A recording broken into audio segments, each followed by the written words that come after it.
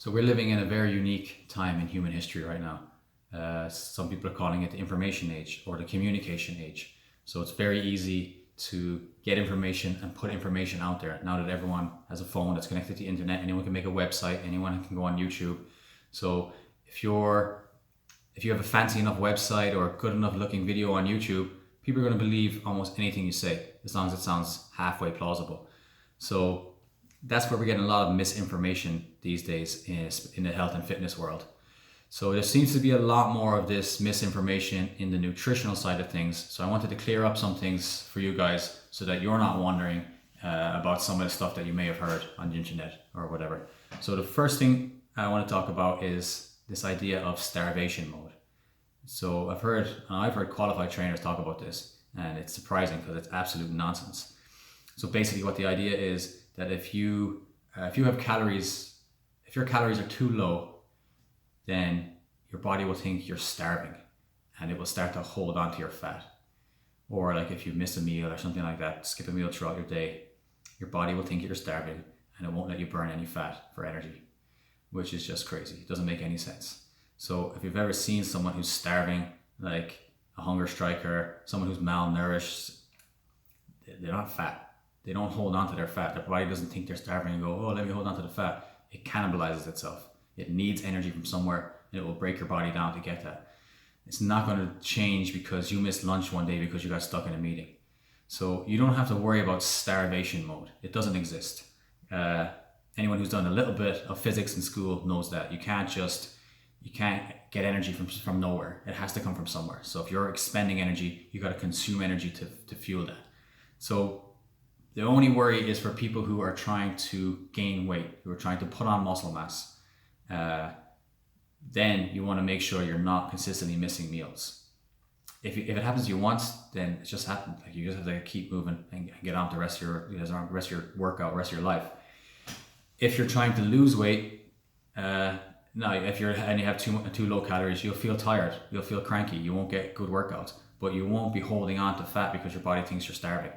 Okay, so don't worry about starvation mode.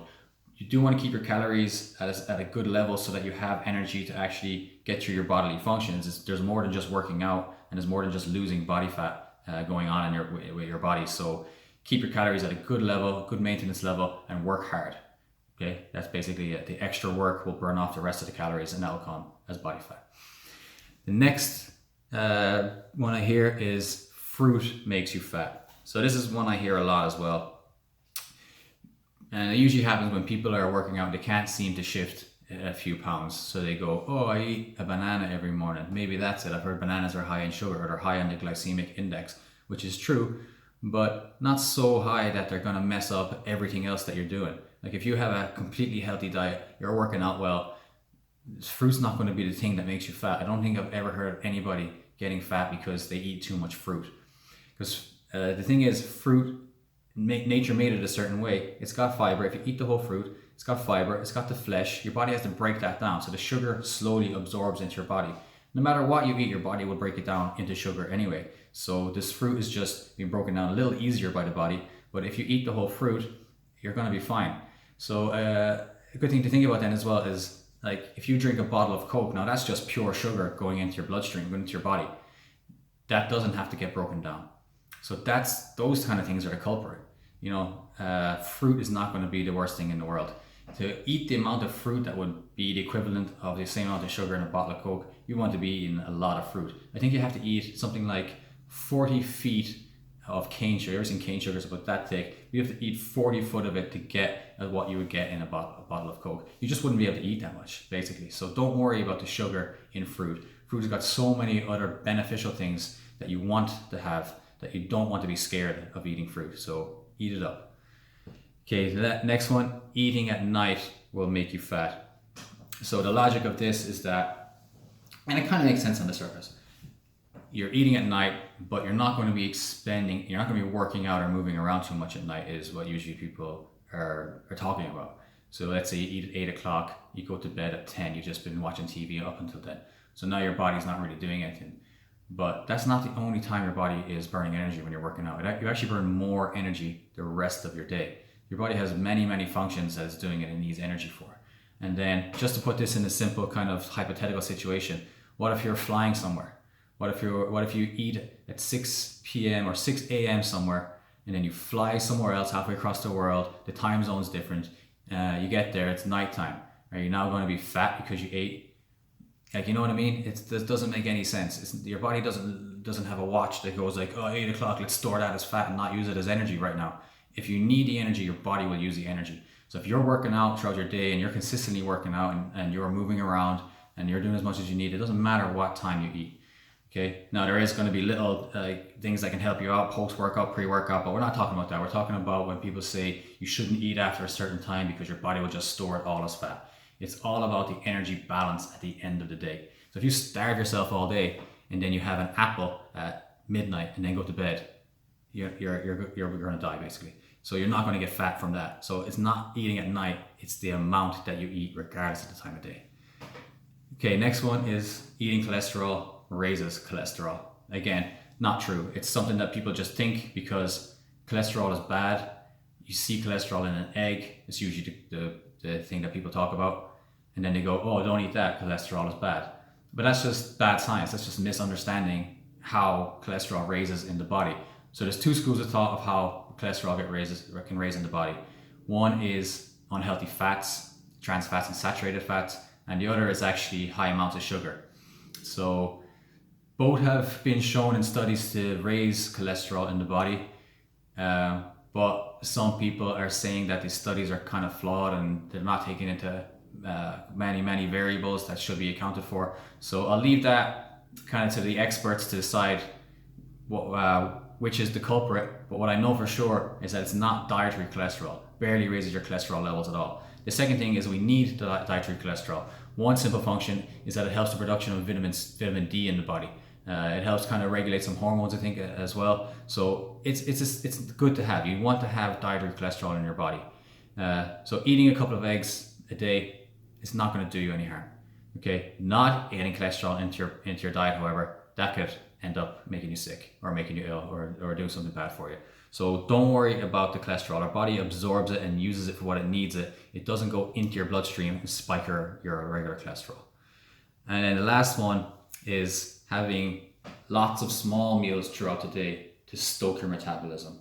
And so again, makes sense because what people noticed when they did studies is that when we eat, our metabolism rises a little bit. This is the thermal effect of food. So when you eat, your metabolism rises. So people thought, okay, so if we want the metabolism to rise more often, we should eat more often. And then they thought, well, we don't want to eat too much food, so we should have small meals more often to raise the metabolism. While that seems like it makes sense, the amount your metabolism raises is directly associated to the amount of food you eat. So if you eat a small bit of food, your metabolism will raise a small bit. And then if you just raise it a small bit all the time, then at the end of the day, it'll have risen X amount. However, if you eat infrequent big meals, it will raise it a lot throughout the day. A lot. So the net result will be the same. So your metabolism will raise directly proportional to the amount of food you have eaten, regardless of whether it's small meals frequently throughout the day or big meals infrequently throughout the day. There's a lot of people actually that I know, and a couple of athletes as well, who swear by eating once a day. They don't really eat in the morning and they eat a big meal at night and that's it. But when they say a meal, they probably have like a starter, main course, maybe some dessert or something like that, and that's their total calorie amount for the day, and they seem to be just fine. And then I know people who do the small meal frequently and they're fine too. So the thing is to find what works for you. If you're stressing out trying to get small meals throughout the day, then there's no point. If you have a tendency to overeat when you eat, then you're just giving yourself more chances to do that. However, if you don't have a big appetite and you're not able to sit down and eat big meals all the time either, then maybe having some small meals throughout the day is going to work for you. And this is the main thing that I want to get across with these myths and all this information that we're getting out there. Everyone wants to know what's the best way. And I know people are sick of hearing the answer, it depends, and there is no best way, just find what works for you. And I know that's annoying because people want an answer, but the answer is you got to do some work to figure out what works best for you. That's the answer. That's the answer no one wants to hear because it means you have to do work. But That's where you're going to get the results, is by putting in a little bit of time, a little bit of effort, figuring out what works for you, and not just like doing an experiment to see like, oh, my body worked well this way or that way. What literally fits into your lifestyle? Like, do you get up in the morning and make breakfast? Is that something you're going to do? If it's not, then maybe you can start making yourself do that. But if that's just not who you are, that's not something that what you've never done, like, you don't really have to do that. That's not going to change whether you get results or not. Total calories throughout your day, making sure you get enough protein, making sure you get a lot of exercise, and staying just stress free, trying to get a good night's sleep, drinking lots of water, having good relationships with the people around you, even though that doesn't directly affect the size of your muscles or whatever, that will affect your stress levels and how happy you feel in life, and it's all going to connect. So bottom line is, I hope I didn't ramble too much on this. Forget about all these hacks, life hacks, do this one thing and it'll change everything. Doesn't work like that. Unless like you're drinking fucking lighter fluid or something. Yeah, stop doing that, then you will actually be healthier. But other than that, eat fresh fruit and veg as much as you can. Eat lean meats as much as you can. If you like meat. If you're vegetarian, then obviously you're just gonna have the veg and fruit. Drink lots of water, get lots of sleep, have good relationships, get your stress levels low. That's really all you gotta do. And then stay consistent. That's where everyone falls down and tries to look for a way out, tries to look for an easier way to do it. Consistency is the hardest part. Doing it a lot for a long time, that's the hardest part. So hope this helped everybody. Peace.